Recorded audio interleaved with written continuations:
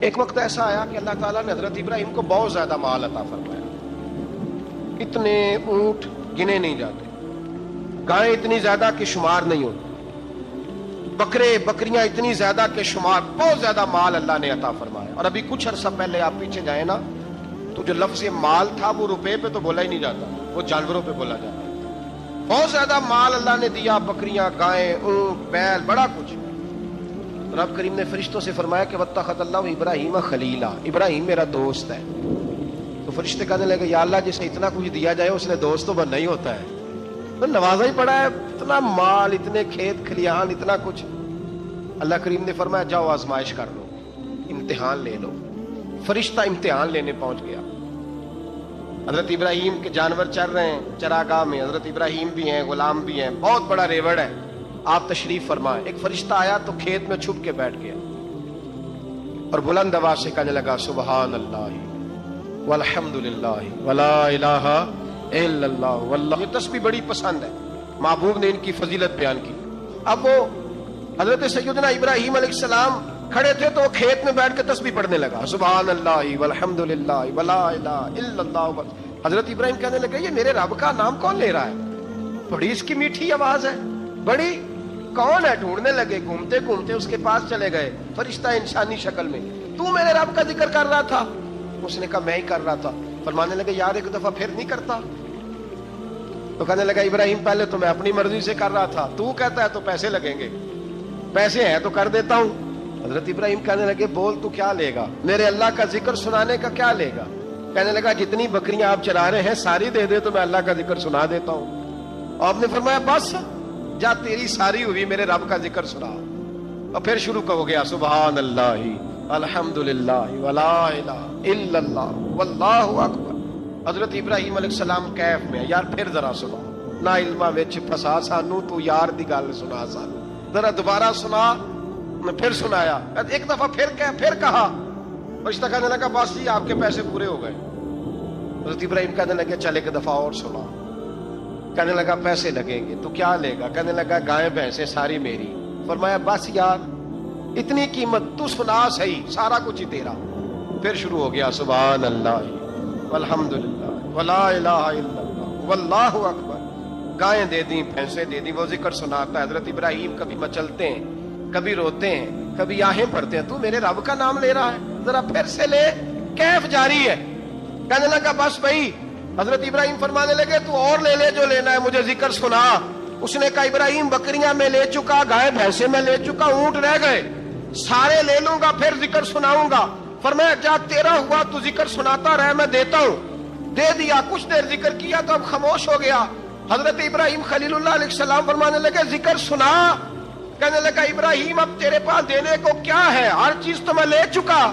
آپ فرمانے لگے یہ گائے بھینسیں بکریاں چرانے کے لیے تجھے کوئی نوکر ملازم بھی تو چاہیے نا. تو اس طرح کر، مجھے رکھ لے، میں روٹی نہیں مانگوں گا، کھانا نہیں مانگوں گا، تو اللہ کا ذکر سناتا رہنا، میں تیرے جانوروں کی نوکری کرتا رہوں گا. حضرت ابراہیم علیہ السلام نے جب یہ کہا نا، فرشتے کی آنکھوں میں آنسو آ گئے. تردامنی پہ شیخ ہماری نہ جائیے، ہم دامن نچوڑ دیں تو فرشتے وضو کریں. فرشتہ رو پڑا اور کہنے لگا ابراہیم مجھے سینے سے لگاؤ، آپ واقعی اس قابل ہے کہ اللہ آپ کو اپنا دوست بنائے، واقعی اس قابل ہے کہ رب آپ کو اپنا. حضرت ابراہیم بہت بڑے مہمان نواز تھے. صرف قربانی نہیں دیتے تھے، سارا سال بہت سارا لنگر، بہت سارا کھانا پینا، بہت ساری چیزیں جاری رہتی. اور جتنے غریب لوگ تھے فلسطین کے، ان کو پتا تھا کہ حضرت ابراہیم علیہ السلام کا لنگر جاری ہے. فلسطین میں جب آپ کا قیام تھا، ایک دفعہ ڈھیروں مہمان آ گئے اور کھانے کو کوئی چیز نہیں. حضرت سارہ اور جناب ہاجرہ دونوں اس وقت موجود تھیں. وہ کہنے لگی ابراہیم بہت سارے مہمان آ گئے تو کیا کریں؟ جناب سارہ کہنے لگی کس طرح کر کے ان کی مہمان نوازی کریں؟ اور حالات یہ ہے کہ قحط پڑا ہوا ہے فلسطین میں، مصر میں، دور دراز علاقوں میں. حضرت ابراہیم کہنے لگے یہ اللہ کے مہمان ہیں اور ہمیں رب کریم کا بندہ سمجھ کے آ گئے، اللہ ہی بندوبست کرے گا. فرمانے لگے میرا مصر میں ایک دوست ہے، وہ قحط کے دنوں میں غلہ جمع کر لیتا ہے، میں اس کی طرف پیغام بھیجتا ہوں، مجھے امید ہے وہاں سے غلہ ملے گا. 2-3-5 اونٹ والے غلام بلائے اور ان کو کہا کہ جاؤ غلہ لے آؤ مصر کے دوست سے. وہ لوگ کہتے ہیں ہم غلہ لینے گئے وہاں جب پہنچے تو حضرت ابراہیم خلیل اللہ علیہ السلام کا پیغام دیا تو آپ کا وہ دوست کہنے لگا غلہ تو بے شمار تھا، مجھے خبر نہیں تھی کہ حضرت ابراہیم کا پیغام آئے گا، تو میں تو سارا تقسیم کر چکا ہوں، لوگ لے گئے، اب تو کوئی شے نہیں۔ اب وہ خالی آ گئے پانچوں کے پانچوں اونٹ۔ جب خالی آئے تو حضرت ابراہیم کی حویلی کی دیواریں چھوٹی چھوٹی تھیں، ان غلاموں میں سے، خادموں میں سے، آپ کے ان چاہنے والوں میں سے ایک کہنے لگا یار وہ غریب تو انتظار کر رہے ہوں گے کہ غلہ لینے گئے، ہمیں روٹی ملے گی۔ چھوٹی چھوٹی دیواریں ہیں، وہ جب دیکھیں گے نا خالی آ گئے تو انہیں تکلیف ہوگی، اس طرح کرو بوریوں میں ریت بھر لیتے ہیں، ریت بھر کے لے جاتے ہیں، بعد میں اندر رکھ کے انہیں سمجھا بہلا لیں گے، یا حضرت ابراہیم کو بتائیں گے، وہ خود ہی ان لوگوں کی دلجوئی فرمائیں گے۔ اب غلہ کی جگہ ریت بھر کے اونٹوں پہ رکھ کے لائی گئی، لا کے بوریاں جب رکھ دی گئیں، حضرت ابراہیم علیہ السلام دوپہر کے وقت آرام فرما رہے تھے، بی بی سارا اٹھی، کہتی ہیں جب میں نے دیکھا نا کہ بوریاں پہنچ گئی ہیں تو گئی، غلام کو ساتھ لیا اور اس کو جب کھولا نا تو کہتی اتنی حسین گندم میں نے پہلے کبھی دیکھی نہیں تھی، اتنا پیارا دانا میں نے کبھی ملاحظہ ہی نہیں کیا تھا۔ فرماتی ہیں جب اس کو پیس کر چکی میں روٹیاں پکائیں تو خوشبو دور دور تک پھیل گئی، اعلیٰ غذا بنی، بڑے بڑے کھانے بیویوں نے مل کے پکائے، چن دیے گئے، حضرت ابراہیم اٹھے تو لوگ کھانا کھا رہے ہیں، سجدہ شکر ادا کیا، اور جب سجدے میں گئے تو وہی آنے لگی، پھر رونے لگے۔ جب پلٹ کر باہر تشریف لائے تو جناب سارا کہنے لگی ابراہیم تمہارا مصری یار بڑا اچھا ہے، اس نے اتنی اعلیٰ گندم بھیجی ہے کہ اتنی تو میں نے پیاری گندم کبھی دیکھی نہیں۔ جناب ابراہیم مسکرائے، فرمانے لگی سارا یہ مصری یار نے نہیں بھیجی، یہ میرے عرشی یار نے بھیجی ہے، یہ میرے عرشی یار نے بھیجی ہے۔ بھائی مہمان نوازی مزاج تھا، لٹا دینا مزاج تھا، دوسروں کی اشکشوئی مزاج تھا۔ حضرت ابراہیم علیہ السلام کا طریقہ ہے قربانی، حضور نے ان کا طریقہ بیان کیا۔ اگر سال کے بعد قربانی دینا ان کا طریقہ ہے تو سارا سال غریبوں کو روٹی دینا بھی حضرت ابراہیم کا طریقہ ہے، سارا سال غریب کی نوکری کرنا یہ بھی حضرت ابراہیم کا طریقہ ہے، بھوکے کو کھانا کھلانا یہ بھی۔ میرے مصطفیٰ کریم سید عالم صلی اللہ علیہ وسلم سے صحابہ نے پوچھا حضور بہترین مسلمان کون ہے؟ بہترین مسلمان تو حضور نے فرمایا جو سلام لینے میں پہل کرے اور غریب کو روٹی کھلانے میں سب سے اچھا ہو، وہ بہترین مسلمان ہے، زبردست مسلمان۔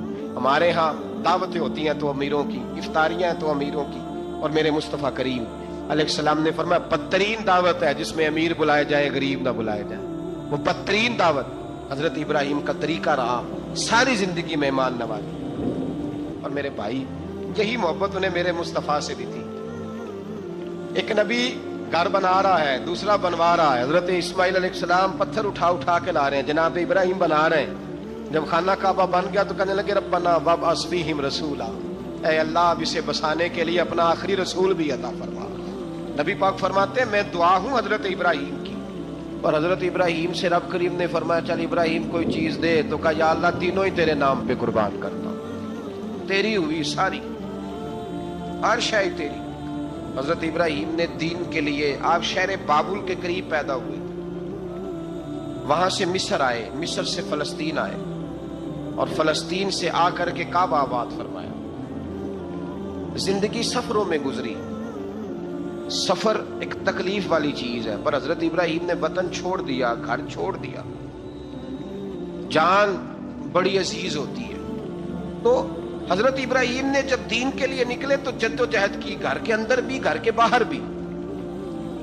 آپ کے والد کا نام طارق ہے، وہ توحید پرست تھے، ایماندار تھے، پرہیزگار تھے۔ آپ کے چچا کا نام آزر ہے، وہ بت پرست تھے، بت بیچا کرتے تھے۔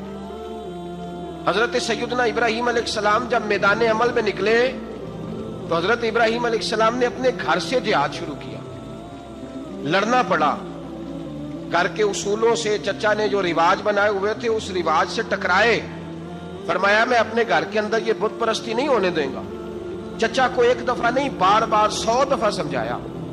آپ کا چچا بت بنا کے بیچا کرتا تھا۔ حضرت ابراہیم علیہ السلام تھوڑے بڑے ہوئے تو کہنے لگا کہ چلو میرے ساتھ، تم بھی بت بیچنے ہیں، ہمارا کاروبار ہے۔ حضرت ابراہیم ساتھ نکلے تو بت پکڑا ہے، گندے پانی کے اندر اس بت کو ڈبوتے ہیں، کہتے ہیں کسی نے خریدنا ہے تو خرید لو، نہ یہ نفع دے سکتا ہے نہ نقصان دے سکتا ہے، جو اپنا آپ نہیں بچا سکتا تمہیں کیا بچائے گا، خریدنا ہے تو خرید لو۔ چچا کہنے لگا تو کاروبار چمکا رہا ہے کہ تباہ کر رہا ہے؟ گھر میں بڑے معاملات خراب ہوئے، جھگڑے ہوئے، لیکن حضرت ابراہیم علیہ السلام ایک منٹ کے لیے بھی اپنے گھر کے اندر بھی کمپرومائز کرنے کو تیار.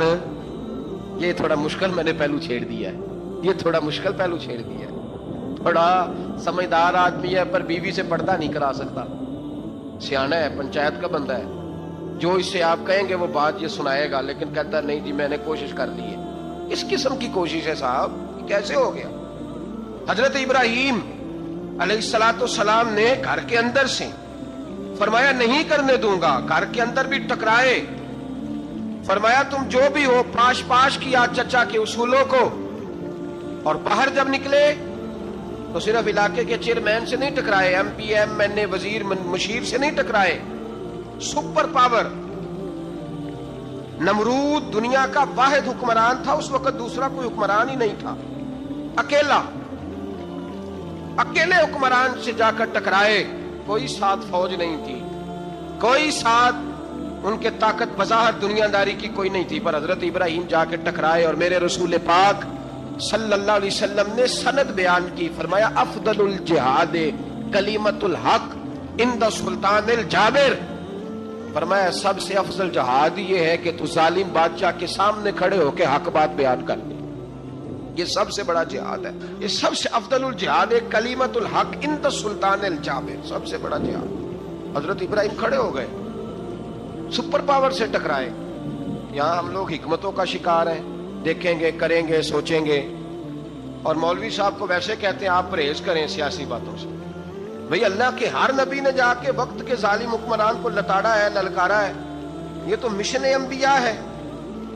حضرت سیدنا ابراہیم علیہ السلام نے اس کو جا کے کہا کہ تو جھوٹ بولتا ہے، تو جھوٹا ہے، تو خدائی کا دعویٰ کرتا ہے، تو بہت بڑا ظالم ہے. اور قرآن مجید نے اس ساری بات کو بیان فرمایا.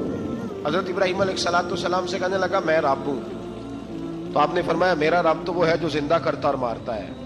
تو پھر آپ حق بات بیان کریں گے تو اللہ مارے گا کہ بندہ مارے گا؟ کچھ بھی نہیں ہوتا، کیونکہ زندگی موت کس کے ہاتھ میں ہے؟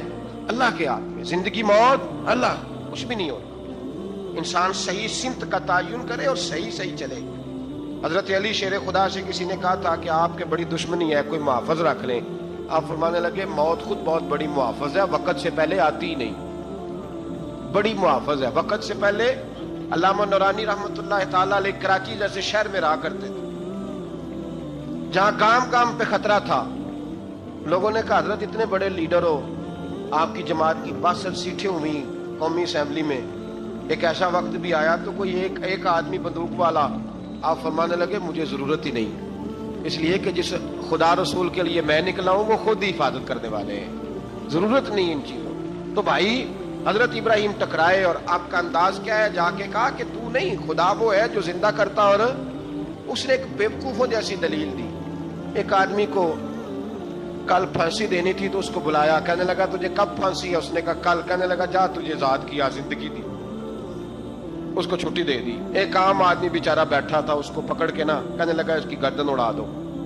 کہنے لگا دیکھ لو میں بھی زندہ کرتا اور مارتا ہوں، وہ جو کل مرنے والا تھا میں نے زندہ کر دیا ہے، اور جس کو پتہ ہی نہیں تھا کہ میں نے مرنا ہے اسے پکڑ کے میں نے مار دیا ہے. یہ بیوقوفوں جیسی دلیل ہے.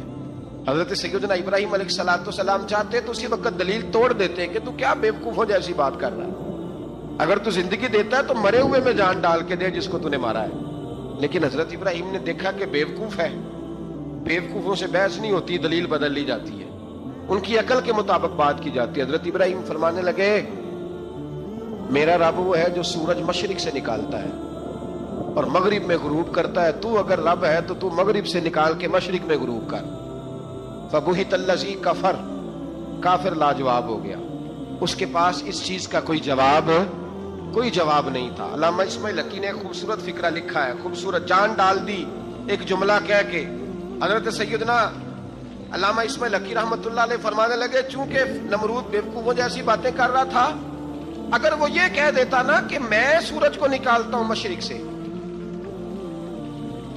میں غروب کرتا ہوں معاذ اللہ مغرب میں میں نکالتا ہوں، تو آپ اپنے رب سے کہیے کہ وہ مغرب سے نکال کے مشرق میں غروب کرے. علامہ اسماعیل حقی فرماتے ہیں رب کریم کی آواز قدرت تھی، مالک حضرت ابراہیم علیہ السلام کے اس اگر وہ کہہ دیتا اور حضرت ابراہیم دعا کر دیتے تو رب کریم نے فرشتوں کو تیار بٹھایا ہوا تھا. فرمایا اگر یہ کہہ دے میرے خلیل سے کہ سورج مغرب سے نکال کے مشرق میں غروب کرنا ہے تو تیار رہنا, جس طرح خلیل کہیں گے ویسے ہی کر دیں گے.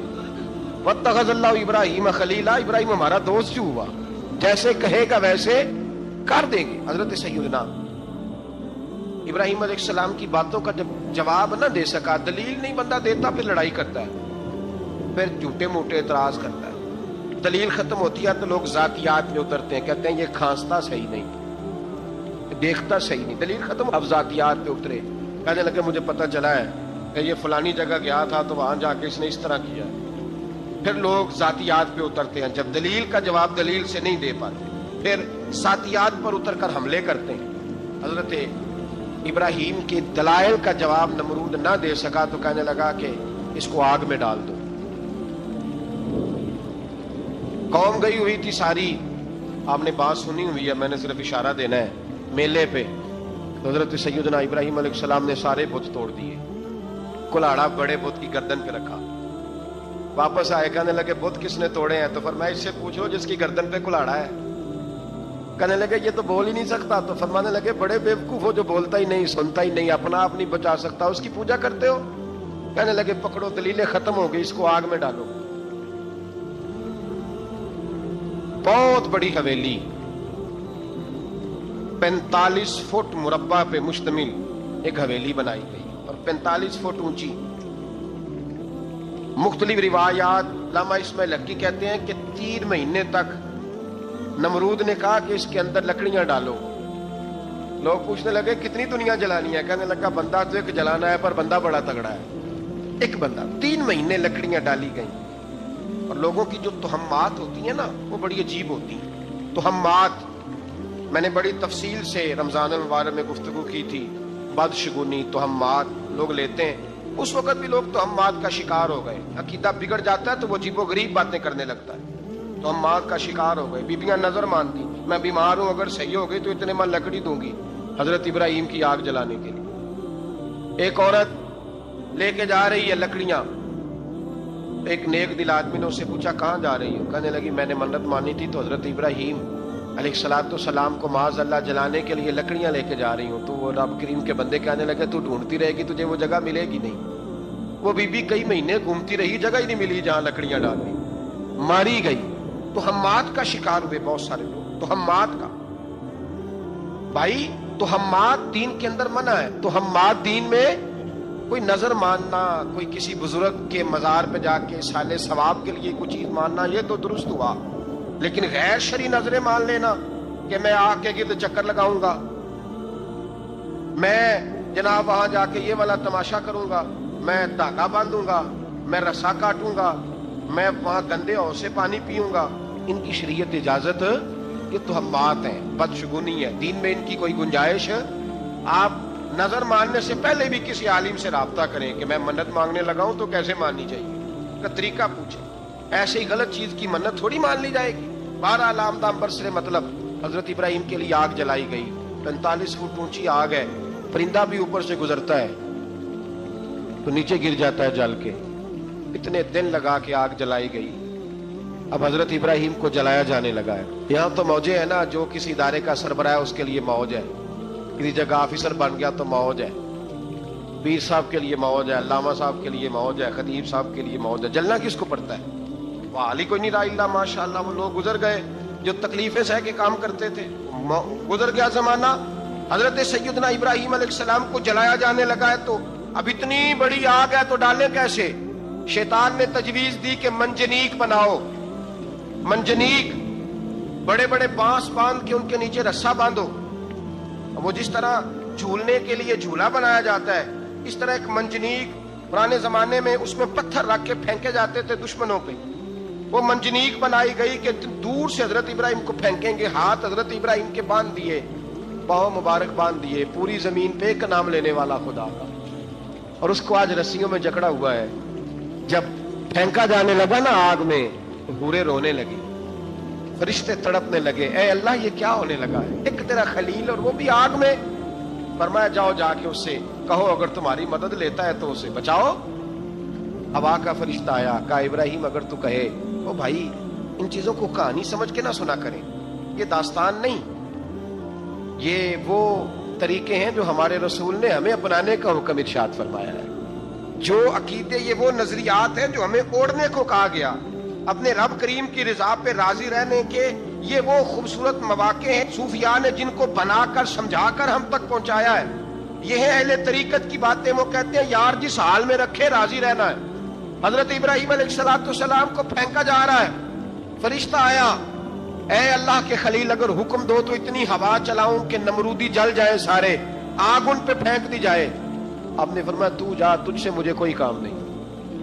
थोड़ी देर के बाद पानी का फरिश्ता आया, कहा हुजूर इतनी बारिश बरसाऊंगा कि आग बुझ जाएगी। फरमाया तू जा, तुझसे कोई काम नहीं। अब जब मंजनीक में रख दिए गए, आग में जाने का लम्हा है, तैयारी है, हजरत जिब्रील अमीन हाजिर खिदमत हुए। कहा इब्राहिम कोई हाजत? फरमाया तुझसे कोई नहीं।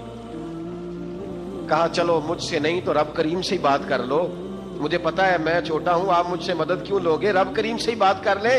तो हजरत इब्राहिम कहने लगे जिब्रील ये बता, रब को नहीं पता उसका खलील किस हाल में है? उसे नहीं पता मैं किस हाल में हूं, मेरे हाथ बंधे हैं, पैर बंधे हैं आग में, उसे नहीं पता? बताया तो उसे जाता है जिससे खबर ना हो। तो अगर उसे पता है, अगर वो जलाने पे राजी है तो मैं भी जलने को तैयार हूं, मैं तैयार हूं, मैं तैयार हूं। उसे कहो ठीक है। हजरत सैयदना इब्राहिम अलैहिस्सलाम को मंजनीक में डाल के जो फेंका आग में, या नारुकूनी बरदम व सलामन अला इब्राहिम, अल्लाह ने फरमाया ऐ आग मेरे इब्राहिम पे ठंडी भी हो जा और सलामती वाली भी हो जा। हजरत इब्राहिम को दो फरिश्तों ने बिठा दिया जमीन पे, फूल खिले हैं, कौंपले महक रही हैं, कलियां खुशबू दे रही हैं। हजरत इब्राहिम ने सर सजदे में रख दिया, सुबहान अल्लाह वल्हम्दुलिल्लाह वला इलाहा इल्लल्लाह वल्लाहु अकबर। हजरत इब्राहिम अल्लाह की तस्बीह पढ़ने लगे, रब करीम का शुक्र बजा लाने लगे। निकले वहां से, कुछ दिन गुजर गए, निकले, हुक्म हो गया इब्राहिम इलाका छोड़ दो। हजरत इब्राहिम अलैहिस्सलाम वहां से निकल के मिस्र आए, चचा के पास ठहरे। उन्होंने अपनी बेटी जनाबे सारा का निकाह कर दिया। कुछ आगे बढ़े तो एक जालिम बादशाह से टकराए। उसने एक शहजादी, एक बादशाह की बेटी कैद की हुई थी, जनाबे हाजरा नाम था, उनको कैद से छुड़ा के साथ लाए। हजरत लूत अलैहिस्सलाम भी साथ। ये 4 लोगों का काफिला चला, फलस्तीन में जाके पड़ाव डाला, घर बार छोड़ा, तबलीग शुरू हुई। हजरत इब्राहिम के घर में 2 खवातीन है, एक आपकी बीवी हैं, एक हजरत हाजरा है। औलाद कोई नहीं, बड़ा मेवा है मीठा। घर वही आबाद होता है जिसमें बच्चे रोते हैं, घर होता ही वो है जिसमें बच्चों की चंचनाहट होती है, भिन बनाहट होती है। हजरत इब्राहिम ने एक बच्चा रोते हुए देखा तो आंखों में आंसू आए, कहने लगे रब्बी हबली मिन अस्सालिहीन, या अल्लाह मुझे भी नेक औलाद अता कर। हजरत सारा ने सुन लिया, कहने लगी इब्राहिम शायद मेरे बतन से तो आपको नसीब नहीं, हाजरा से निकाह कर लो। जनाबे हाजरा से निकाह हुआ। अल्लाह तो बड़ा बेनियाज है, रब करीम ने हजरत इस्माइल जैसा खूबसूरत बेटा अता फरमाया। बेटा काला स्याह भी हो तो सीने की ठंडक होता है, पर ये तो वो बेटा है जिसकी पेशानी में नूरे मुहम्मदी चमकता है सल्लल्लाहु अलैहि वसल्लम। हजरत सैयदना इस्माइल अली इतने खूबसूरत। अब जिस बीवी के यहाँ बेटा था, बैठना उठना भी ज्यादा उसके पास, आना जाना भी उसके पास, तवज्जो उधर हो गई। जनाबे सारा रश्क करने लगी। एक दिन कहने लगी इसे छोड़ आ जंगल में, वादिए गैर ज़ीज़र, मक्के के पास। भाई एक बेटा आलमे दीन बना लो। कहने लगा रोटी कहां से खाएगा? तेरे 5 बेटे हैं, को हाफिज़ कुरान बना, कहते रोटी कहां से खाएगा? वो बच्चा भी कहता है मैं कहां से खाऊंगा। हजरत इब्राहिम अलैहिस्सलाम तो चंद महीने का बच्चा छोड़ आए, तो कहां से रोटी खाई हजरत इस्माइल? कहां से खाई उनकी अम्मा ने रोटी? भूखे मर जाते हैं ये सारे। मैं बड़ी जिम्मेदारी से कहा करता हूं कि जितनी खूबसूरत रोटी अल्लाह करीम दीन के खादिमों को अता करता है शायद किसी और के नसीब होती हो, लेकिन हम लोग तवज्जो ही नहीं कर रहे, हमारा शौक ही नहीं बन रहा, हम ये मेहनत ही नहीं कर रहे कि कौम को मुस्तनद उलमा की जरूरत है। इलाकों के इलाके खाली हैं, इधर हमारा मिजाज ही नहीं बन रहा, तवज्जो ही नहीं दीन की खातिर। और फिर चले बच्चे तो बात की बात है ना, जो अभी खुद जवान है वो भी तो ये दुआ। एक साहब मुझे कहने लगे मैं दुआ मांग रहा हूं, अल्लाह मुझे बेटा दे तो मैं उसे दीन पे लगाऊंगा। तो मैंने कहा आप भी बूढ़े नहीं हुए, आप खुद ही लग जाए, बेटा तो अभी आएगा तो लगेगा ना।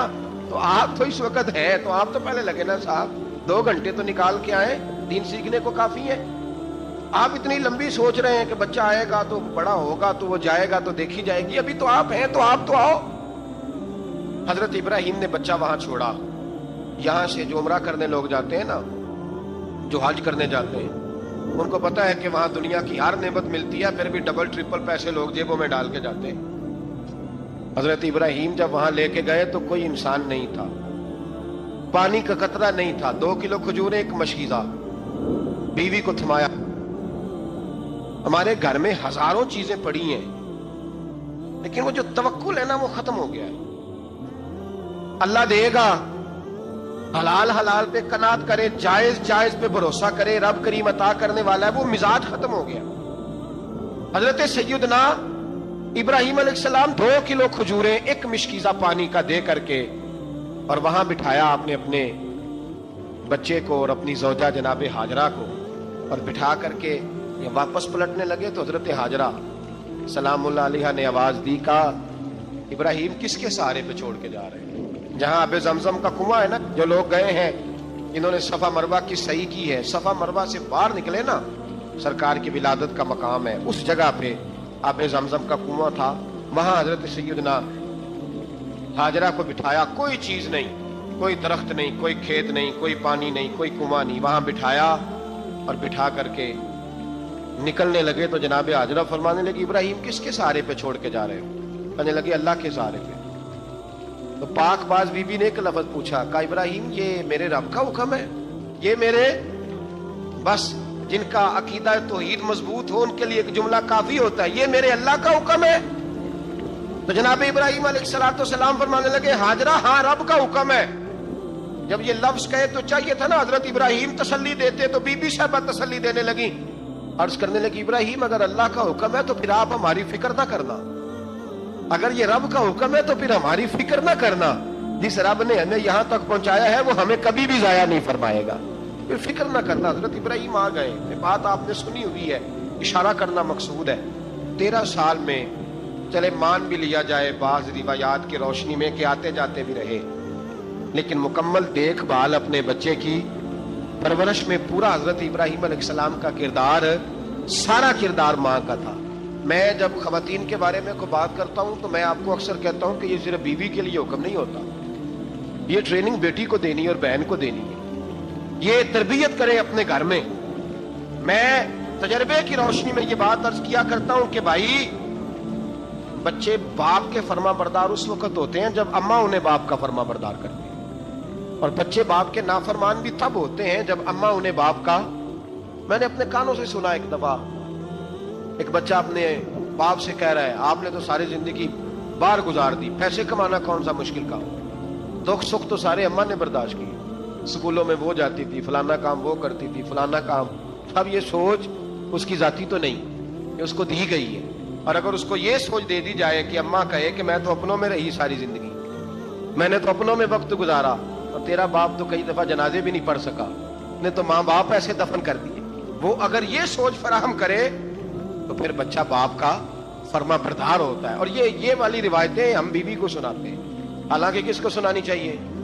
بولیے، بہن اور بیٹی کو. بہن اور بیٹی کو سنائیں یہ باتیں، ان کو سمجھائیں تاکہ آگے جا کے وہ جو گھر ترتیب دے وہ گھر بڑا عمدہ اور نکھرا ہوا ہو. حضرت سیدنا ابراہیم 13 سال کے بعد آئے، چونکہ گھر میں اللہ تبارک و تعالیٰ کی دوستی کا چرچا تھا، اللہ تبارک و تعالیٰ کی محبوبیت کا غلبہ تھا. 13 سال کے بعد فلما بالغ معه السعی، بیٹا جب اتنا بڑا ہوا کہ سال چلنے لگا، حضرت ابراہیم نے اپنے بیٹے کو بلا کے کہا بیٹا مجھے خواب آئی ہے، میں تجھے ذبح کر رہا ہوں، تیری کیا رضا ہے؟ حضرت اسماعیل کہنے لگے یا ابت افعل ما تؤمر، ابا جی اللہ جیسے حکم دیتا ہے میرے ساتھ ویسے ہی کریں، جیسے اللہ حکم دیتا ہے ویسے ہی، بولیے ویسے ہی کریں. حضرت ہاجرہ کو کہا کہ ایک دوست نے دعوت کی ہے تو وہاں جا رہے ہیں.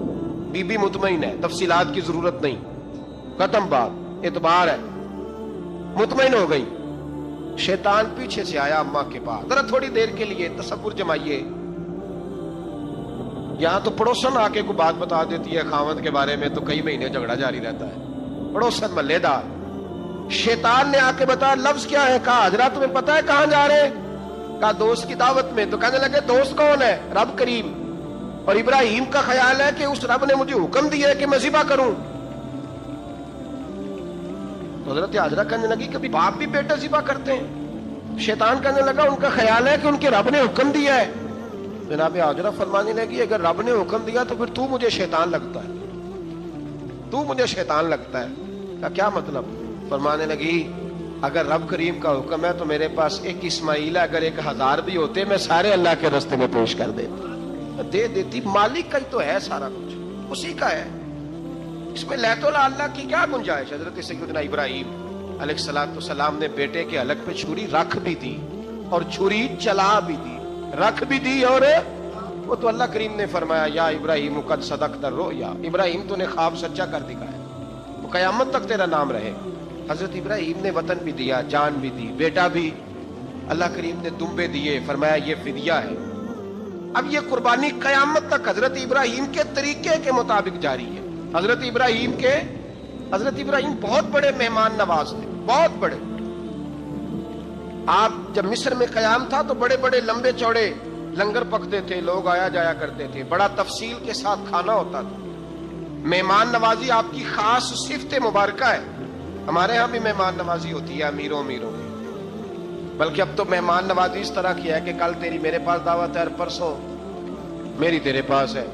وہی امیروں میں وہ چکر رہتا ہے, پارٹیاں دوست ایک دوسرے کو ڈالتے ہیں, تیری طرف پارٹی تیری طرف, اور اسی انداز میں اب یہ عید آئے گی نا ٹکا پارٹیاں ہوں گی جگہ جگہ, اور لوگ سوال پوچھنے لگے ابھی سے, کہتے ہیں قربانی کا کتنا گوشت گھر رکھنا جائز ہے, قربانی کا کتنا گوشت گھر رکھنا جائز ہے؟ سارا ہی جی, ہاں, اس لیے فریزر لے لے, فریج سے نہیں کام چلے گا, سارا ہی جہاز گھر رکھنا سارا ہی جائز ہے, رکھ لیں.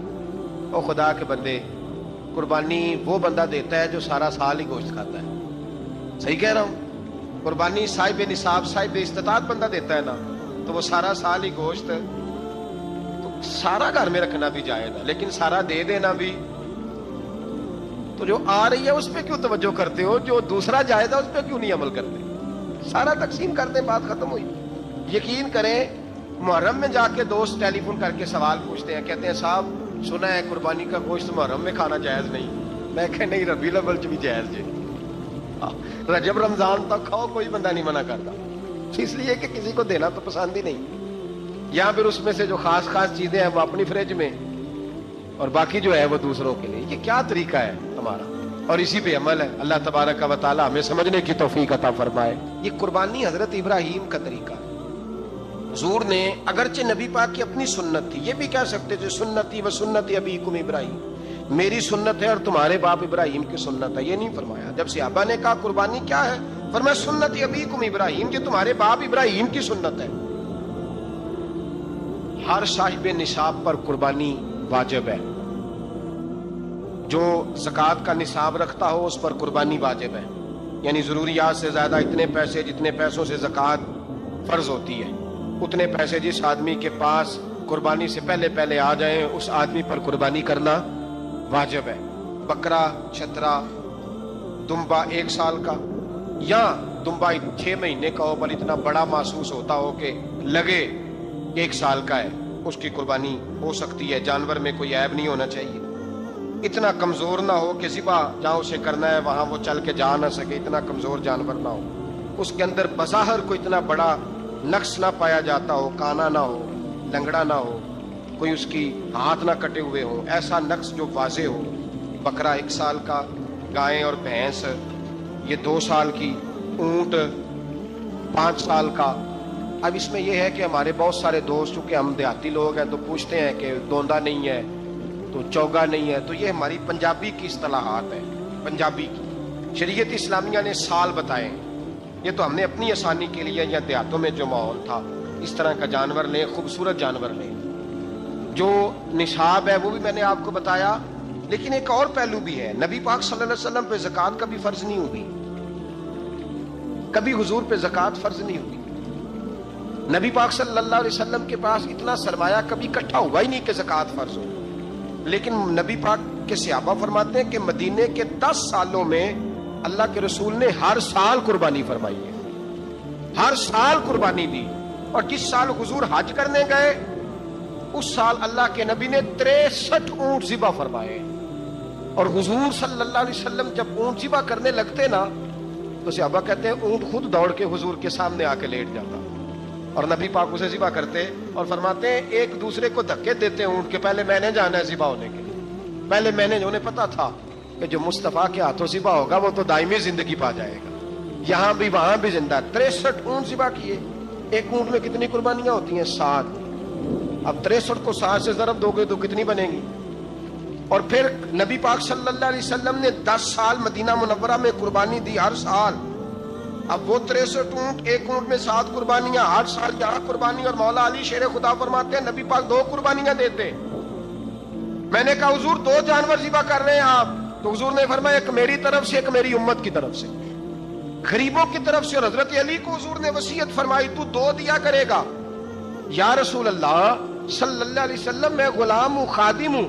حضور نے فرمایا علی ایک تو نے اپنی دینی ہے، ایک میری طرف سے دینی ہے۔ 2 قربانیاں۔ مولا علی نے بھی ساری زندگی 2 قربانیاں دی۔ حضرت علی بھی مال کے نصاب نہیں تھے، اپنا مکان ہی نہیں تھا، کوئی کاروبار نہیں تھا، کئی دن فاقے رہتے تھے، پر قربانیاں کتنی دیتے تھے؟ 2۔ ہمارے پاس ویسے اگر سسرال میں، میکے میں، کزنوں میں کچھ شادی ہو جائے تو 50-60 ہزار کا خرچہ برابر ہے، وہ پکا ہے۔ اور قربانی کی باری غریب ہو گئے، سارے غریب ہو گئے، کہتے نہیں یہاں مشکل ہے۔ اور خدا کے بندے اللہ کے ساتھ تجارت کر، اس کے رستے میں 1 دے گا، رب تجھے 70 گنا اضافہ کے ساتھ عطا فرمائے گا۔ قربانی مال کے نصاب پہ ہے۔ کوشش کیا کریں کہ اللہ کے رستے میں جب دینا ہو پھر لیت اللہ سے بچیں، خوبصورت جانور لائیں۔ جن کو اللہ نے توفیق دی ہے ان کے لیے نصیحت ہے، جن کو اللہ نے توفیق دی۔ میں نے اپنے حضرت صاحب کو دیکھا ہے، وہ کہتے تھے کئی جانور اللہ نے بڑا نوازا ہے، کہتے ایک میرا ہے، ایک میرے ماں کا، ایک میرے باپ کا ہے، ایک میرے فلاں استاد صاحب کا، ایک میرے پیر صاحب کا ہے۔ یہ جانور غوث اعظم جیلانی کا نام کا دے رہا ہوں۔ اور پھر ایک بڑا خوبصورت جانور بندہ ہوتا اور حضرت خود ان کو چارہ ڈال رہے ہوتے تو حضور یہ کیا ہے؟ فرمانے لگے یہ میں رسول اللہ کے نام پہ قربان کروں، یہ نبی پاک کے نام پر قربان کیا جائے گا۔ جن کو اللہ نے حیثیت دی ہے وہ کوشش کریں اپنے محبوب کی طرف سے بھی قربانی کریں، نبی پاک کے نام کی قربانی دے، خوبصورت سا جانور پیارا، پھر اس کی خدمت ہو، پھر اس کی قربانی دی جائے اور نبی پاک کے نام پر قربانی دی جائے۔ حضور نے خود وصیت فرمائی حضرت ابو بکر صدیق کو، قربانی بڑا حسین عمل ہے، اور میرے نبی پاک صلی اللہ علیہ وسلم نے ناراضگی بھی فرمائی، ذرا خوگر حمد سے تھوڑا سا گلا بھی سن لے۔ میرے حبیب نے فرمایا جو طاقت کے باوجود قربانی نہ کرے وہ ہماری عیدگاہ میں عید کی نماز پڑھنے نہ آئے، وہ نہ آئے۔ اور یا رسول اللہ جو کرے گا، فرمایا قربانی کے جانور کا خون کا قطرہ بعد میں زمین پہ گرے گا، اللہ اس کے سارے گناہ پہلے معاف فرما دے گا، اللہ اس کے سارے گناہوں کو بخشے گا۔ قربانی کریں، خوبصورت انداز میں کریں، اللہ کی رضا کے لیے۔ بزرگوں نے لکھا ہے 3 حصے کرو گوشت کے، ایک گھر میں رکھو، ایک رشتہ داروں میں بانٹو، پڑوسیوں میں بانٹو، اور تیسرا فقط غریبوں کو دو۔ لیکن میں اکثر یہ سوچتا ہوں کہ ہمارے ہاں قربانی کرتا ہی وہ ہے جن کے گھر میں ہر جمعرات کو چھوٹا گوشت پکتا ہے، اور جن کے گھر میں ہفتے میں 3 دفعہ مرغی کا گوشت پکتا ہے، وہی تو قربانی دینے کے قابل ہوتے ہیں۔ تو وہ بھی اگر قربانی کے بکرے میں سے بھی تیسرا رکھنا چاہیں تو اجازت تو ہے، میں نے کہا سارا رکھنے کی بھی اجازت ہے، لیکن اگر آپ مہربانی کریں، کوشش کریں کہ یار ہم تو سارا سال ہی کھاتے ہیں، اور ہمارے یہاں جو گوشت تقسیم ہوتا ہے نا وہ بھی باری لگی ہوئی ہے، ادھر سے پلیٹ آئی تھی گوشت کی تو ادھر سے بھر کے چلی گئی، بھئی اس نے کی ہے، اس کو بار بار گوشت دینے کا کیا مطلب ہے؟ آپ یہ دیکھیں عزیزوں میں، رشتہ داروں میں، اور میں اگر تھوڑا سا آپ کی توجہ کرانے میں کامیاب ہو جاؤں تو سفید پوش لوگوں کو دیکھیں، کچھ سفید پوش ہیں، سفید پوش جن کے اوپر قرضے ہیں، بیماریوں نے جکڑ لیا ہے، گھر میں بڑے بڑے سخت مریض آ گئے ہیں، سفید پوش پہلے دیا کرتے تھے۔ آپ ان سے پوچھتے ہیں صاحب قربانی، تو بات کو ٹالتے ہیں، وہ کہتے ہیں سوچ رہا ہوں کوئی حصہ اسا ڈال جائے، پردہ پوشی کرتے ہیں، کہتے ہیں کہیں حصہ رکھا ہوا، پردہ پوش۔ اکثر وہ لوگ قربانی نہیں دے پاتے، اکثر دیا کرتے تھے اب نہیں دے پا رہے، کیوں؟ اس لیے کہ مشکلات ایسی آ گئیں۔ ان لوگوں کا خیال کریں، ان کے گھروں تک گوشت پہنچا کے آئیں، ان پر توجہ کریں۔ وہ سفید پوش آدمی کبھی ذکر نہیں کرے گا، کچھ تو ایسے ہیں جو خود پہنچ جاتے ہیں کہ ہمیں گوشت دیا جائے، لیکن کچھ سفید پوش ہیں لا یسألون الناس الہافا، اللہ فرماتے ہیں کچھ لوگ لپٹ لپٹ کے سوال نہیں کرتے، سفید پوشی کا بھرم رکھتے ہیں، کا مزاج نہیں۔ ان کی طرف دیکھیں، اپنے رشتہ داروں کو دیکھیں، خاص کر ان رشتہ داروں کو دیکھیں جن کا آپ کو پتہ ہے کہ غریب ہے، مجبور ہے، ان کے گھروں میں گوشت بھیجیں، غریب بیٹیوں، غریب بہنوں کا خیال کریں، اس طرف متوجہ ہوں، ان کے ساتھ اس نے سلوک کریں، اس طرف آپ لوگ خیال کریں۔ اللہ ہمیں سمجھنے کی توفیق